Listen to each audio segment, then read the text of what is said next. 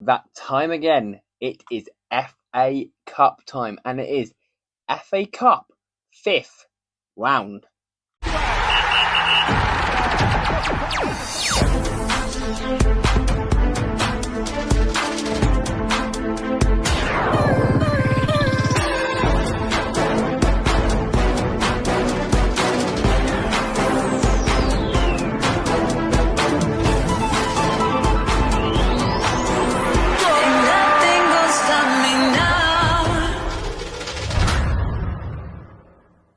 Yes, after some massive results in the FA Cup and one massive shock to go with it as well. See what will happen in round number 5 of the Emirates FA Cup. And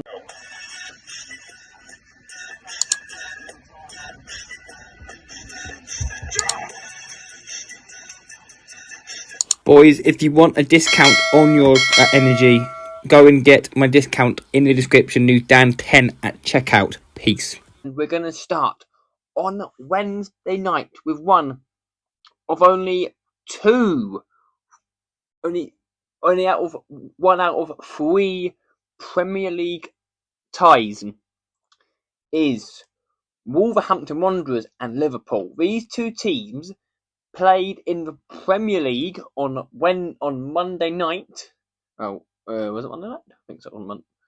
No, it was Tuesday night, and Wolves won by 2 goals to 1. However, in the FA Cup 4th round, they only just struggled past Grimsby Town, and Liverpool beat Brighton and Hove Albion convincingly. Will Liverpool want payback on the Wolves game from midweek, or will it get away of the Northern team again? Liverpool want to respond. They're whomping 3-0 win to Liverpool at Molineux. We head to Saturday and to Mansfield Town against Arsenal. Yes, you've heard that correctly.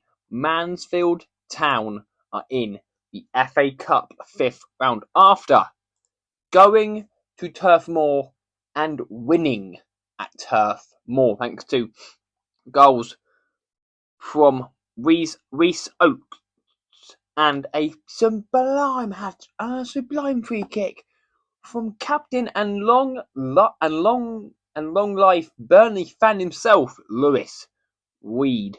Struggling Mansfield in League One, in FA Cup 5th round tie against the Leeds Arsenal, who put 4 first half goals past League One strugglers, Wigan Wanderers, Wigan Athletic. So obviously you would expect this game to be quite interesting, to say the least. Mansfield Arsenal, could this be a massive shock in the Premier League this season? Oh, in the FA Cup this season, so I say. Anything involving Arsenal at this point in the season could be massive in terms of the title, or anything like trophies, title, anything. I'm going to say a shock. I'm going to go Mansfield Town 2, Arsenal 1. Yes, I do think at Mansfield it could get away of Mansfield. And we head to 5:45 and we head to North Wales and for Wrexham v Chelsea now. Wrexham beat fellow Championship promotion hopes Ipswich thanks to a goal from the veteran man himself, his 9th goal across all competitions, Josh Windass.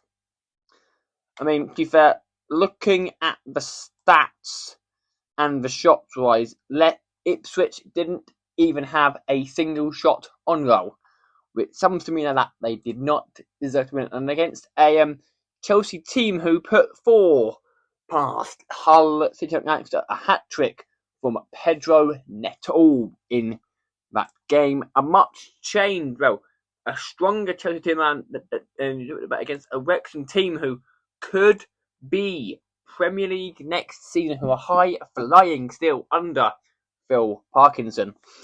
I'm going to go, it'll be close, but I do think Chelsea will have one eye on top four. I mean, to be fair, both these teams will have eyes on playoff hopes.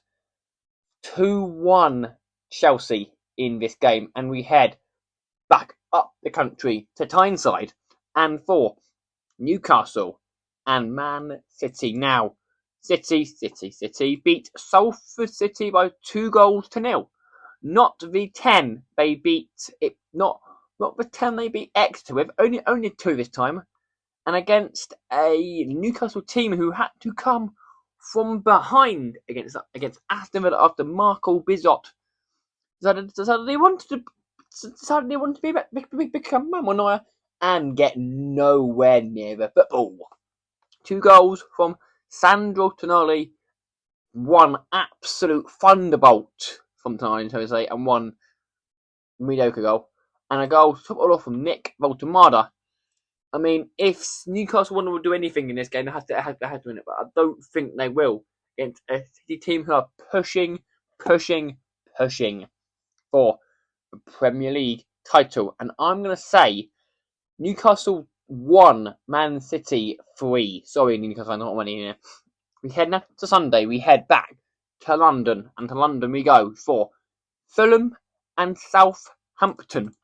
Now, Fulham, in round number 4, beat Stoke City after being pegged back, and Harrison Reed managed to win them that game in the 84th minute, and against a Southampton team who had to need extra time against fellow Championship team Leicester City, who won. Well, they won it in the 109th minute thanks to a goal from James Bree, who won that game. I mean, to be fair, if you're Premier League out, you would expect to win this game here. And I'm going to say Fulham up on the mid-on form 2-0 at Craven Cottage to Fulham. We head to Port Vale and Sunderland. Now, this is the game that was rescheduled.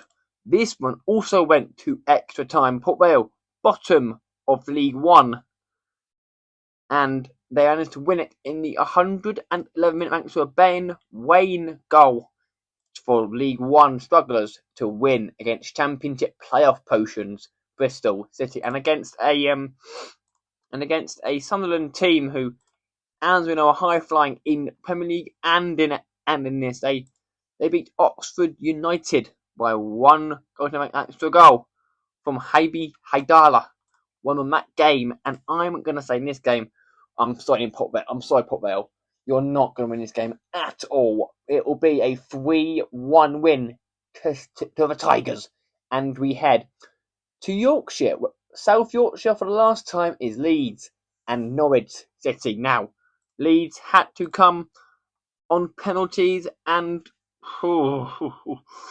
they had to win on penalties against Championship Birmingham City, and against a Norwich City team who, under Paul Clement, have had a better time of it, winning that game in the last 10 minutes, thanks to 3-1, thanks to goals. Well, thanks to a goal from Mohamed, his first Mohamed Traore got life underway at his new club with a win for them, and I'm gonna say Leeds 2, Norwich 1. It'll be close. We head to Monday and to London for a London derby of West Ham and Brentford. We're gonna start off with Brentford, who had to rely on an own goal against very, very resistant Mansfield Town, who FA Cup won for them have come for them. But to be fair, well played, Mansfield. Got to get into an FA Cup 4th round is amazing, and against a West Ham team who had to come again against a team who has surprised us again with a win against Burton Albion thanks to a goal from substitute Crescencio Somerville, who always seems, when he gets on the score sheet, or whenever he's seen to play, always seems to score goals. Does Crescencio Somerville, and in this game I could see it being a West Ham win or Brentford win. I'm going to go with a 1-1 draw after normal time, and Brentford to nick it in extra time by 2-1, and that will bring the FA Cup round number 5 to an end. Thank you all very much for listening, and I think there is a Premier League interbreak next, I think, 5th of March, 15th of March, so yes, no, there's not. So next weekend you'll see Premier League predictions, but I'm not sure whether what's Champions League and stuff doing. That is the 10th, so that will be Monday and Wednesday will be Champions League and the Europa League last 16. Until then, what will happen in the FA Cup 5th round?